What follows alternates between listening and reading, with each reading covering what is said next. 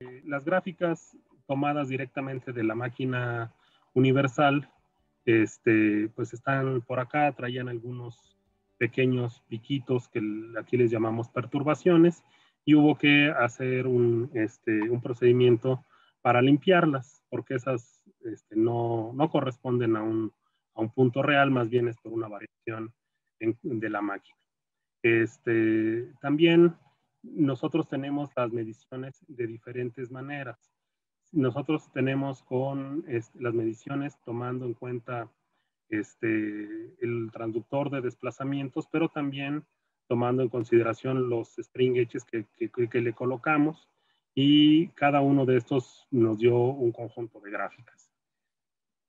Aquí están las que nos hacían falta, con perturbación y sin perturbación.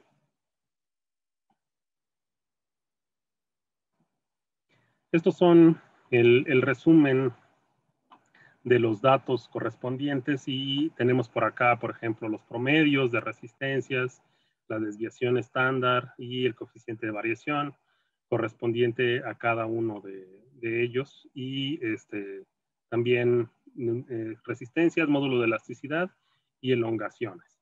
El mínimo es 3.5 y nosotros anduvimos prácticamente, dependiendo de qué instrumento tuviéramos, tuvimos entre 4 y 6% de elongación.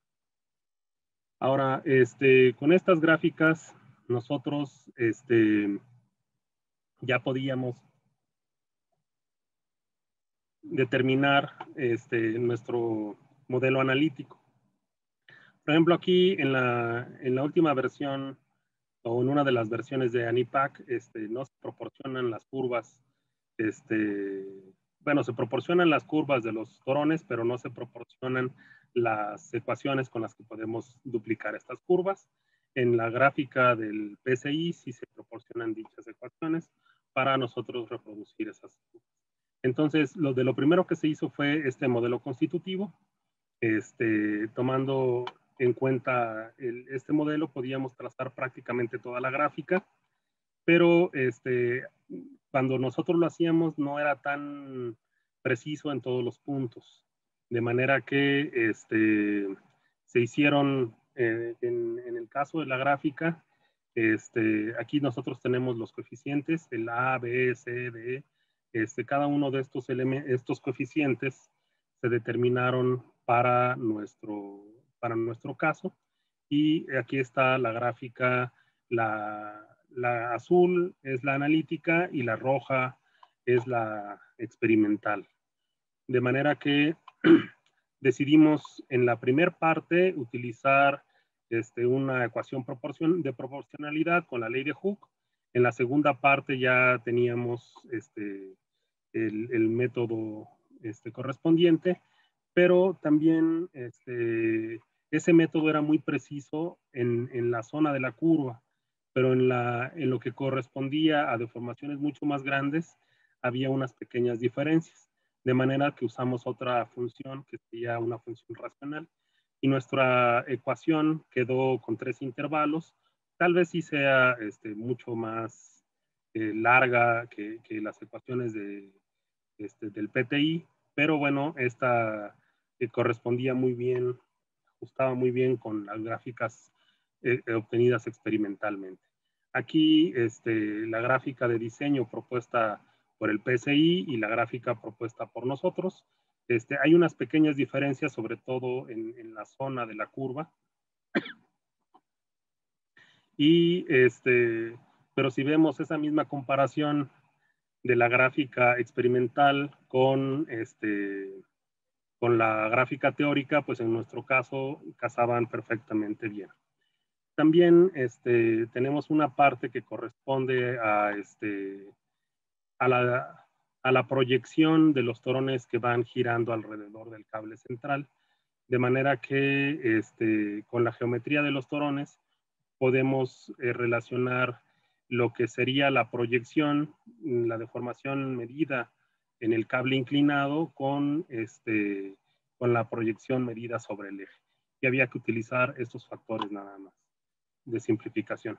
Aquí les muestro algunos datos de cómo estaba el dispositivo armado.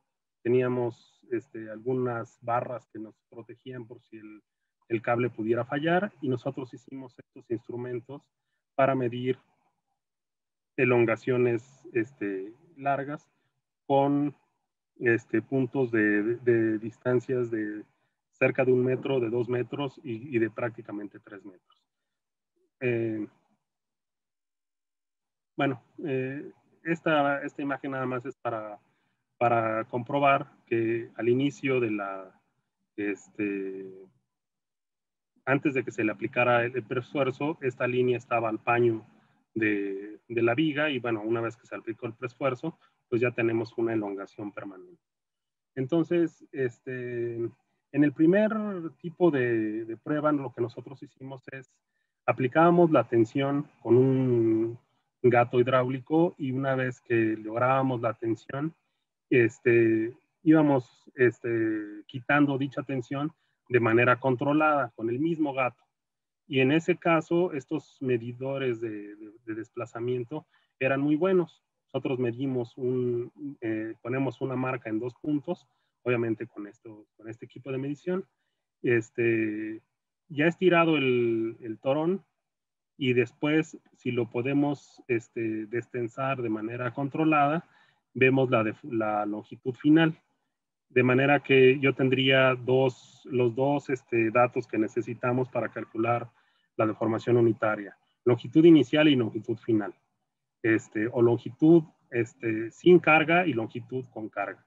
Y con eso podemos calcular la deformación unitaria, es decir, la elongación pues es la diferencia entre la longitud inicial y final, medida entre la longitud original, nos da la deformación unitaria.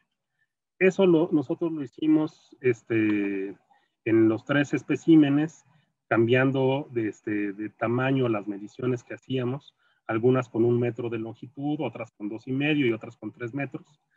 Y la precisión fue muy buena en todos los casos. De manera que el tamaño de este hueco no era una variable importante, pero eso lo descubrimos hasta el final. Entonces, aquí tenemos el cilindro, bueno, el gato hidráulico monotorón, que es el que aplica la carga, y se alcanza este elemento metálico, lo tenemos para poder ver gráficamente al cable.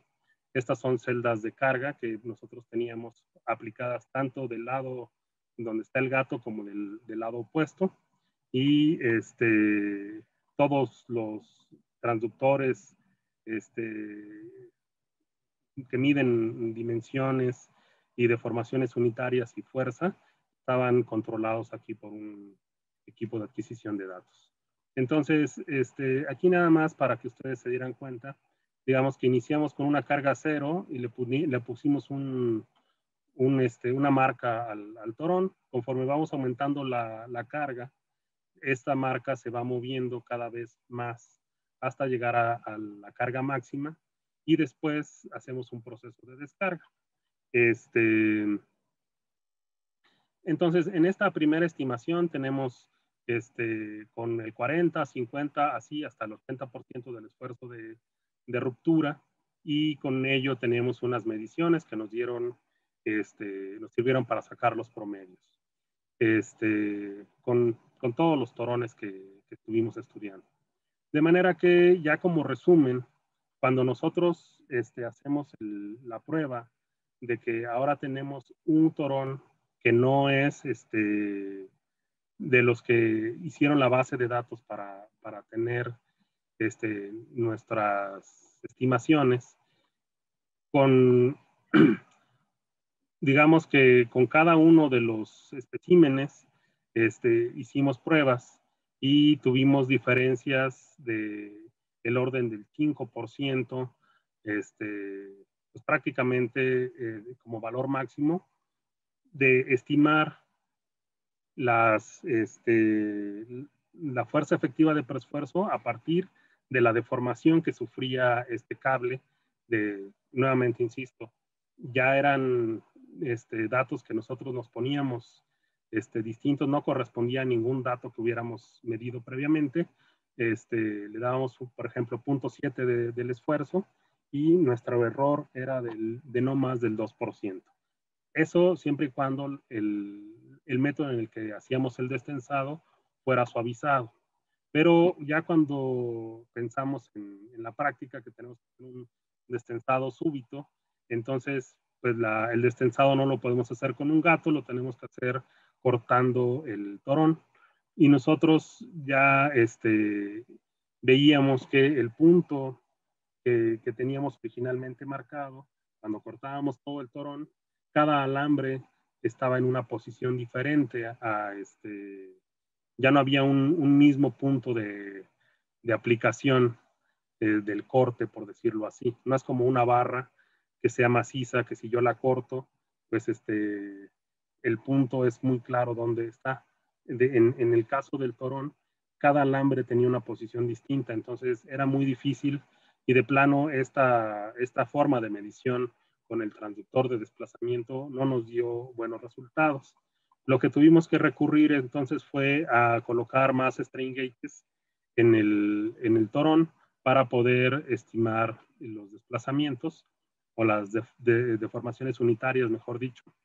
Y hicimos dos etapas para hacer el corte. El corte lo hacíamos aquí en esta zona de la placa metálica, primero directamente contra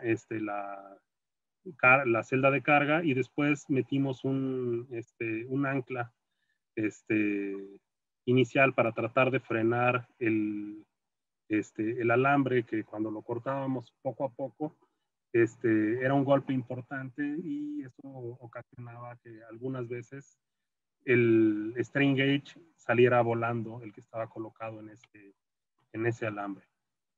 Entonces, hicimos prácticamente lo mismo. Aquí está nuestro técnico del laboratorio haciendo el corte, el maestro Gilberto Rangel. Y en el primer caso, el corte se hizo sin que nosotros tuviéramos el ancla, y el segundo caso se hizo colocando un ancla para tratar de frenar el golpe. En los dos casos tuvimos pues una precisión pues aceptable. Por aquí están los puntos, cómo se iban midiendo las deformaciones unitarias de acuerdo a la secuencia del corte. Entre más alambres cortábamos, más grandes iban siendo los esfuerzos o las deformaciones unitarias que quedaban en el último alambre.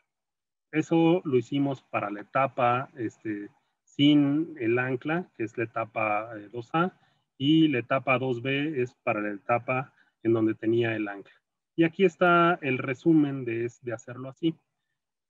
En esta primera etapa, nuestros esfuerzos los hicimos con 60% y 70% del esfuerzo de ruptura en los cables, y en la etapa 2B incluimos unos esfuerzos de 40%.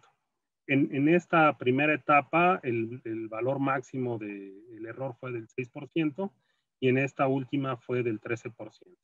De manera que con este método de colocar strain gauges, nosotros podemos, sobre todo se aleja el error cuando más cerca o más bajo es el esfuerzo de ruptura. Y el máximo que tenemos es del orden del 13%, que para fines estructurales pues puede ser aceptable. Y bueno, tenemos información de todos los sensores de deformaciones unitarias asociados. Hicimos las pruebas de los materiales, y como conclusión de esa primera etapa es que nosotros obtuvimos las gráficas esfuerzo de formación unitaria con diferentes métodos, con el transductor de desplazamiento y con los strain gauges, y todas ellas pues nos sirvieron para validar. También pudimos hacer un modelo constitutivo del acero de preesfuerzo que se utiliza aquí en México, y que bueno, puede servir para los métodos de diseño. Por último, nosotros estimamos el esfuerzo efectivo en campo por dos métodos, uno que era el destensado suavizado y otro que es el destensado súbito.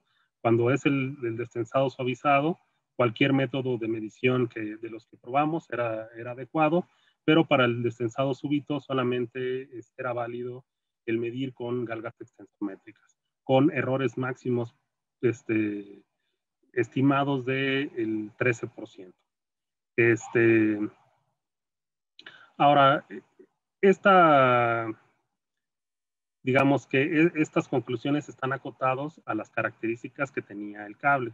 Eran cables rectos que estaban, digamos, fijos solamente en dos extremos.